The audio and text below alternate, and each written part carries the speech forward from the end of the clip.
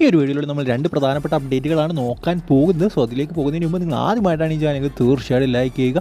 200 ലൈക്കിൻ്റെ target എന്ന് പറയുന്നത് എല്ലാവരും തന്നെ അതിലേക്ക് എത്തിക്കുമെന്ന് ഞാൻ വിചാരിക്കുന്നു. ആദ്യത്തെ അപ്ഡേറ്റ് എന്ന് പറയുന്നത് നമ്മുടെ അഭിക് ചാറ്റർജിയുമായിട്ട് ബന്ധപ്പെട്ടുള്ള ഒരു അപ്ഡേറ്റ് ആണ്. നിഖിൽ നമ്മൾ കണ്ട് അദ്ദേഹമായിരുന്നു നേരത്തെ CEO ഒരു പൊസിഷൻ പോലെയൊക്കെ ഇരുന്നത് കേരള ബ്ലാസ്റ്റിൻ്റെ. ബട്ട് അദ്ദേഹം എന്താ പറയുക, ആളുകളുമായിട്ടുള്ള ഇൻട്രാക്ഷൻ, അതായത് ഫാൻസുമായിട്ടുള്ള ഇൻട്രാക്ഷൻ എന്നൊക്കെ പറയുന്നത് വളരെയധികം കുറവായിരുന്നു.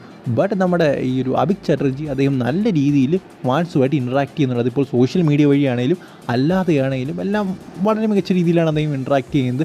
അതുപോലെ തന്നെ അദ്ദേഹം റിയാദിൽ പോയി അതിൻ്റെ കുറച്ച് പിക്ചേഴ്സ് ഇട്ടിട്ടുണ്ട്. സോ അത് അവിടെ അദ്ദേഹം മഞ്ഞപ്പഴയുടെ ചെറിയ ആളുകളെ കാണുകയും അവരുമായിട്ട് സംസാരിക്കുകയും എന്താണ് ടീമിൽ വരുത്തേണ്ട മാറ്റം, അല്ലെങ്കിൽ എന്താണ് ഇതിനൊക്കെ കാരണം എന്നൊക്കെ അദ്ദേഹം അവർക്ക് എക്സ്പ്ലെയിൻ ചെയ്ത് കൊടുക്കുന്നുണ്ട്. അവർ പറയുന്നത് അദ്ദേഹം കേൾക്കുന്നുണ്ട്. സോ ഈ ഒരു ടൈപ്പ് ഓഫ് തിങ് ആണ് നമുക്ക് വേണ്ടത്, അതായത് ഫാൻസിനെ കേൾക്കുന്ന മാനേജ്മെൻറ്റ്. സോ ആ ഒരു രീതി എന്ന് പറയുന്നത് അഭിക് ചാറ്റർജിയുടെ വളരെ മികച്ചതാണ്. നിങ്ങൾ അഭിക് ചാറ്റർജിനകത്ത് എന്താ പറയുക, നമ്മുടെ ഒഡീഷ FC വർക്ക് ചെയ്തുകൊണ്ടിരുന്ന സമയത്ത് നിങ്ങൾ നോക്കിയാൽ തന്നെ മതി, അദ്ദേഹം എത്തിച്ച താരങ്ങളാണ് ജാഹു ആണെങ്കിലും, അതുപോലെ തന്നെ അദ്ദേഹം CEO ആയിരുന്നപ്പോൾ വന്ന താരങ്ങളാണ്. FC ഗോവയുടെ ആ ഒരു ഫുൾ ഇതിനെ തന്നെ അദ്ദേഹം അങ്ങോട്ട് ട്രാൻസ്പ്ലാന്റ് ചെയ്ത് വെച്ച സംഭവം നമ്മൾ കണ്ടത്.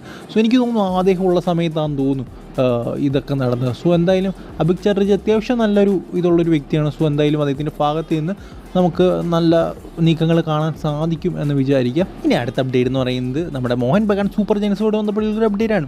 എന്തായാലും മോഹൻ ബഗാൻ സൂപ്പർ ജയൻസിൻ്റെ അടുത്ത കളി എന്ന് പറയുന്നത് 8-ാം തീയതിയാണ്, അതായത് ഡിസംബർ 8-ാം തീയതി. അത് നോർത്ത് ഈസ്റ്റ് യുണൈറ്റഡിനെതിരെയാണ്. എന്തായാലും ആ ഒരു കളിയിൽ 2 പ്രധാനപ്പെട്ട താരങ്ങളുണ്ടാകില്ല. 2 ഡിഫൻസീവ് താരങ്ങളാണ് ആ ഒരു മാച്ചിൽ മിസ്സാകാൻ പോകുന്നത്. ഒന്ന് നമ്മുടെ സുഭാഷിഷ് മോസും അതുപോലെ തന്നെ ആൽബർട്ടോ റോഡ്രിഗസ്, 2 പ്രധാനപ്പെട്ട താരങ്ങളാണ്. നിങ്ങൾക്കറിയാം ജിതിൻ എംഎസ്, അജാരി ഇവരുടെയൊക്കെ സ്പീഡ് തടയണമെങ്കിൽ ഈ 2 താരങ്ങൾ വളരെയധികം ഇമ്പോർട്ടൻ്റ് ആയിരുന്നു. സോ ആ ഒരു സാഹചര്യത്തിലാണ് ഈ ഒരു 2 താരങ്ങളും ആ ഒരു മാച്ച് മിസ്സാകാൻ പോകുന്നത്. സോ എങ്ങനെ ഇതിലൊരു കംബാക്ക് നടത്തും മോഹൻ ബഗാൻ സൂപ്പർ ജയൻസ് നമുക്ക് കണ്ടു തന്നെ അറിയണം. അവരുടെ ഒരു പ്രശ്നം എന്ന് പറയുന്നത് അവരുടെ ഒരു സെൻട്രൽ ബാക്ക് പൊസിഷനിൽ ഒരു 1-2 ബാക്കപ്പ് ഓപ്ഷൻ കൂടി ഇല്ല. വിദേശ താരങ്ങളുടെ നിലയിലല്ല ഞാൻ പറഞ്ഞത്, നമ്മുടെ ഇന്ത്യൻ താരങ്ങളുടെ നിലയിൽ ആ ഒരു ഓപ്ഷൻ ഇല്ല എന്നുള്ളതാണ് അവരുടെ പ്രശ്നം എന്ന് പറയുന്നത്. ബട്ട് അവർ എങ്ങനെ ക്ലിയർ ചെയ്യും എന്നുള്ള കാര്യം നമുക്ക് കണ്ടു തന്നെ അറിയണം.